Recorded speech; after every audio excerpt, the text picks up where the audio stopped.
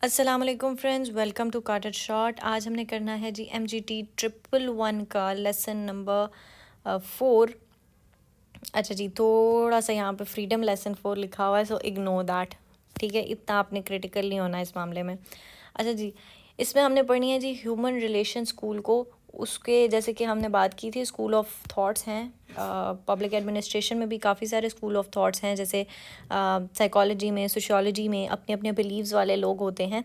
उसी तरह जो है वो यहाँ पर हमारे पास डिफरेंट बिलीव्स के लोग हैं। हम क्लासिकल स्कूल को पढ़ चुके हैं, अब हमने पढ़ना है ह्यूमन रिलेशन स्कूल को।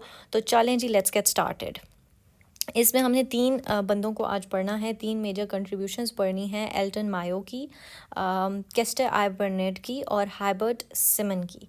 ठीक है, क्लासिकल स्कूल क्योंकि हम ख़त्म कर चुके हैं तो आपको समझ आ चुकी होगी कि इनका जो सबसे बड़ा प्रॉब्लम था वो ये था कि इन्होंने इंसानों को ही इग्नोर कर दिया था। ठीक है, मतलब ये इंसान के बेसिक इश्यूज़ क्या होते हैं, उसकी कम्युनिकेशन, उसकी आप कह सकते हैं कि कोऑपरेटिवनेस, इन सारी चीज़ों को इन्होंने कम्प्लीटली इग्नोर कर दिया था। और इन्होंने कहा था कि इंसान भी एक मशीन के पुर्जे की तरह है और वो उसी तरह एक फैक्ट्री में या एक ऑर्गेनाइजेशन में काम करता है। तो लोग इस चीज़ को फॉलो करते रहे काफ़ी अरसे तक। ऑर्गेनाइजेशन में ये स्कूल चलता रहा, इसको फॉलो करते रहे लोग, और फिर एक टाइम आया जब लोगों को इसका रिज़ल्ट मिलना ख़त्म हो गया। उन्हें बिल्कुल भी इस चीज़ में कोई रिज़ल्ट नहीं मिलता था इस चीज़ को फॉलो करने के बावजूद। तो फिर टाइम आया कि एक नया स्कूल एमर्ज हुआ, which was relation school, human relation school. तो इसमें हम क्या था, इन लोगों का क्या बिलीव था, कौन से लोग थे, इनको हम ज़रा अब पढ़ लेते हैं। बेसिकली जो पायनियर हैं, जो फादर हैं जिनसे इंट्रोड्यूस हुआ, that was Elton Mayo. Elton Mayo ने किया था हॉथॉर्न एक्सपेरिमेंट, हॉथॉर्न स्टडीज़ कहा जाता है इसको, हॉथॉर्न प्लांट कहा जाता है। काफ़ी सारे मुख्तलिफ नाम हैं, इल्यूमिनेटिंग प्लांट भी कहा जाता है, कुछ इस टाइप के नाम्स हैं, सॉरी नेम्स हैं जिनसे इनको बुलाया जाता है। ठीक है, तो इसमें आपने कंफ्यूज नहीं होना। ये बेसिकली एल्टन मायो का एक एक्सपेरिमेंट था जो कि इन्होंने वेस्टर्न इलेक्ट्रिकल कंपनी के अंदर किया था। यहाँ पर इन्होंने बेसिकली रिसर्च की थी, एक एक्सपेरिमेंट किया था। उस एक्सपेरिमेंट में ये किया गया कि इन्होंने दो ग्रुप फाइनलाइज़ किए, एक था कंट्रोल ग्रुप, एक था टेस्ट ग्रुप। कंट्रोल ग्रुप वो होता है जहाँ पर बेसिकली ये दो ग्रुप्स होते हैं जिनको सेम वेरिएबल्स, मतलब सेम एलिमेंट्स दिए जाते हैं, और एक में वो चीज़ें वेरी की जाती हैं और एक में वो चीज़ें एज इट इज़ रहने दी जाती हैं। आगे मैं एक्सपेरिमेंट बताऊँगी तो वो चीज़ एक्सप्लेन हो जाएगी। इन्होंने दो ग्रुप्स बना लिए और उनको इन्होंने अलग-अलग काम करने के लिए दे दिया, लेकिन वहाँ पे सेम ही कंडीशंस थी, मतलब number of people, temperature, light same थी। लेकिन फिर जो टेस्ट ग्रुप था वहाँ पर इन्होंने क्या किया कि वहाँ पर इन्होंने चीज़ें चेंज करनी स्टार्ट कर दी। वहाँ पर उन्होंने लाइट इस हद तक कम कर दी कि बिल्कुल अंधेरा था वहाँ पर काफ़ी देर के लिए। तो व्हाट दे बिलीव्ड के ऑफ कोर्स इनके जो कारकर्दगी होगी, जो इनका काम होगा, दैट विल बी डिफरेंट। उसमें काफ़ी फ़र्क होगा क्योंकि इन्हें मुख्तलिफ़ कंडीशंस दी गई हैं। लेकिन सरप्राइजिंगली हुआ ये कि वो सेम निकला, result was exactly the same. दोनों ने एक ही जितना काम करके दिया। अब वो परेशान हो गए कि ये तो हमारी अजम्पशन थी नहीं। तो वो लोग इस नतीजे पर पहुँचे कि मस्ट बी यहाँ पर कोई ऐसी चीज़ें हैं, कोई ऐसे फैक्टर्स हैं जो कि हमने कंट्रोल नहीं किए पर वो कंट्रोल कर रहे थे, वो इन्वॉल्व थे। अब वो फैक्टर्स क्या थे, जब मज़ीद रिसर्च की गई, क्वेश्चनिंग की गई, तो वो पता चले कि उनमें, यहाँ पे मैंने हाईलाइट किए हुए हैं, वो फैक्टर्स ये थे कि वहाँ पर उन लोगों का रिलेशनशिप बहुत स्ट्रॉन्ग था। वो जो वर्क कर रहे थे लोग साथ, उनका रिलेशनशिप बहुत स्ट्रॉन्ग था। वहाँ पे जो मैनेजर्स थे, जो मेंबर्स थे, उनका कोऑर्डिनेशन लेवल आपस में बहुत अच्छा था। जो वहाँ का सुपरवाइज़र था उस एक ग्रुप का, वो बहुत ज़्यादा मोटिवेटिंग था, वो उन लोगों को मोटिवेट कर रहा था। And secondly they were believing कि हम लोग एक सेंस ऑफ कॉम्पिटिशन में, उन्हें नहीं पता था कि हम एक्सपेरिमेंट कंडक्ट हो रहा है और हम टेस्ट ग्रुप हैं और फलां ये ग्रुप है, नहीं, ये उनको नहीं पता था। उनको ये पता था कि हम लोगों के ज़रिए एक कंपटीशन हो रहा है, हम लोगों को नोटिस किया जाएगा, हमारा काम नोटिस किया जाएगा। तो इसलिए भी वो लोग ज़्यादा मोटिवेटेड होकर काम करने लगे। और ये जो सेंस उनकी थी, जो उनको ये सेंस थी कि हमें नोटिस किया जा रहा है, जिसकी वजह से उन्होंने काम अच्छा किया, इसको हॉथॉर्न इफेक्ट कहा जाता है।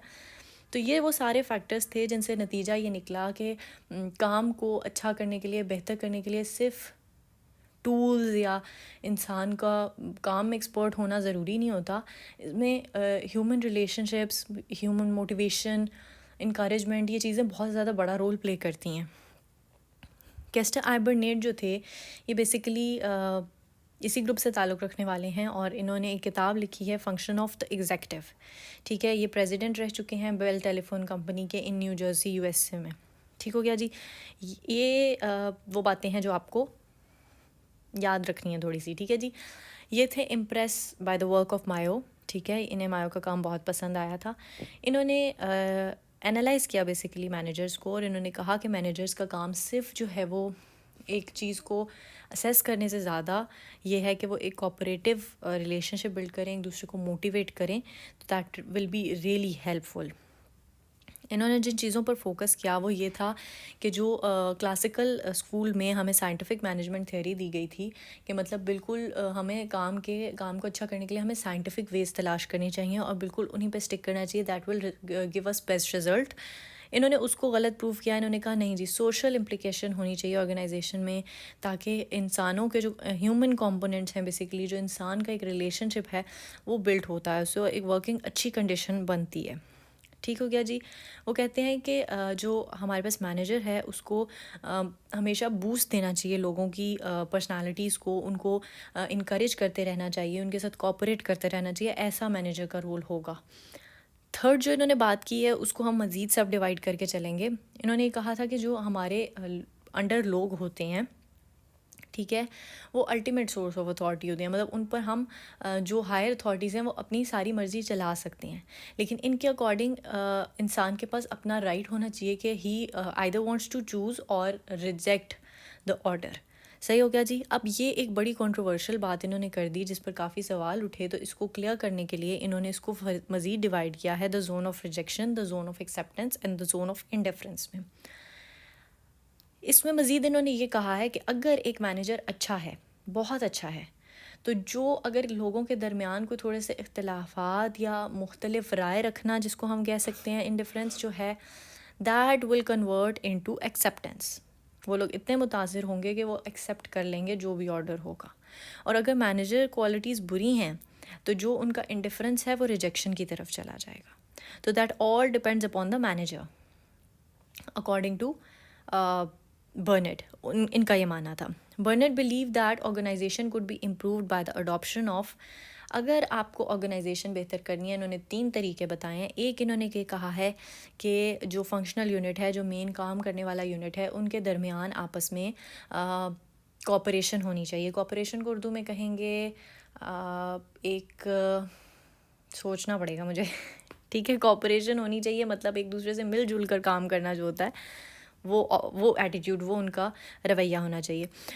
Inter departmental instructions, I do fumble sometimes, जो इस चैनल पर पुराने हैं उनको पता है। इंटर डिपार्टमेंटल जो इंस्ट्रक्शंस हैं वो ये इसका मतलब ये है कि अगर जैसे फाइनेंस वाले लोग हैं तो उनको सिक्योरिटी के लोगों का नहीं पता होता, सिक्योरिटी के लोग हैं तो उन्हें एडमिन के लोगों का नहीं पता होता, तो वो कह रहे हैं कि इस तरह आपको थोड़ी थोड़ी हर डिपार्टमेंट की नॉलेज और ट्रेनिंग्स होनी चाहिए। ठीक है, कि आपको पता हो कि दूसरे डिपार्टमेंट में क्या हो रहा है, उनके साथ आपकी अच्छी कोऑर्डिनेशन हो, और दूसरा ये कि आपको थोड़ी बहुत बेसिक ट्रेनिंग्स भी अवेलेबल होनी चाहिए दूसरे डिपार्टमेंट्स की।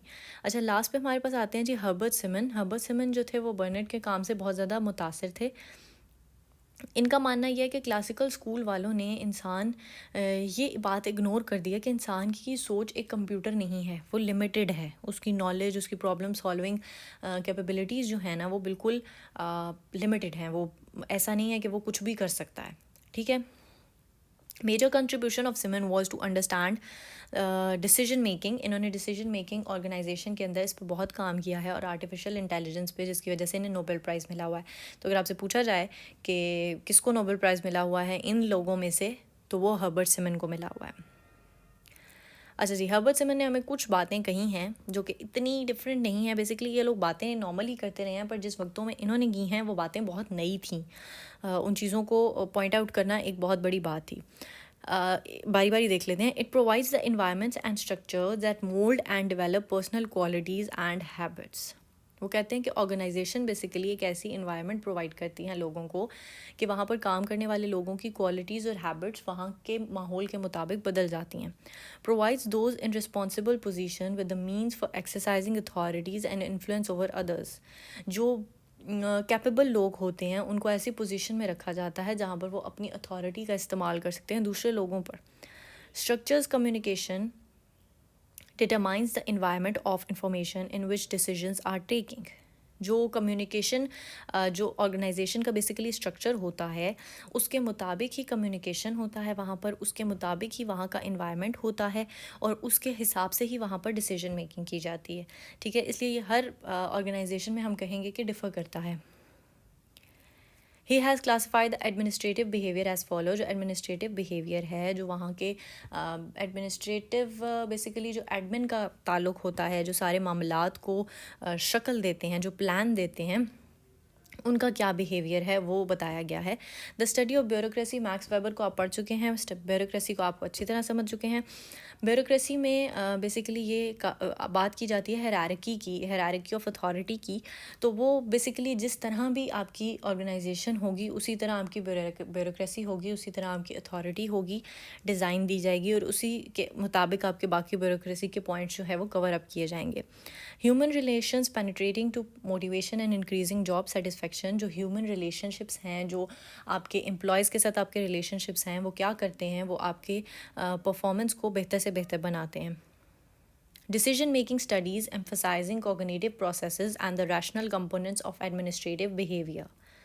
The decision making behavior in organization is based on cognitive process as well as rational. वो कहते हैं कि जब भी ऑर्गेनाइजेशन में कोई एक डिसीजन लिया जाता है तो वो कॉग्निटिव हमारी सोच समझ जो एक्सप्लेनेबल चीज़ें हैं उनके साथ साथ रैशनल पॉइंट ऑफ व्यू के साथ भी रिलेटेड होता है. जैसे कि यहाँ पे उन्होंने एग्जांपल दी है कि अगर कोई इंसान किसी एक बंदे को फायर करता है because of his undisciplined nature, तो उसके कॉन्शियसनेस में ये रीज़न है कि वो इसे इसलिए फायर कर रहा है क्योंकि वो अनडिसिप्लिन है, लेकिन अनकॉन्शियसनेस में कहीं ना कहीं वो उससे पसंद नहीं करता होगा, पर्सनली वो उसको पसंद नहीं करता होगा. That's why he is taking that decision, क्योंकि बहुत सारे लोग होंगे undisciplined but he is firing the one. तो मे बी कहीं ना कहीं वो बंदा उसको इतना पसंद ही नहीं होगा. तो ये हो गया जी हमारे पास lesson number 4 complete. I hope I made it all clear. Still any questions there you can ask in the comment section. अगर समझ आ गया है और वीडियो हेल्पफुल लगी है तो please subscribe and like comment. चलें जी, मिलेंगे नेक्स्ट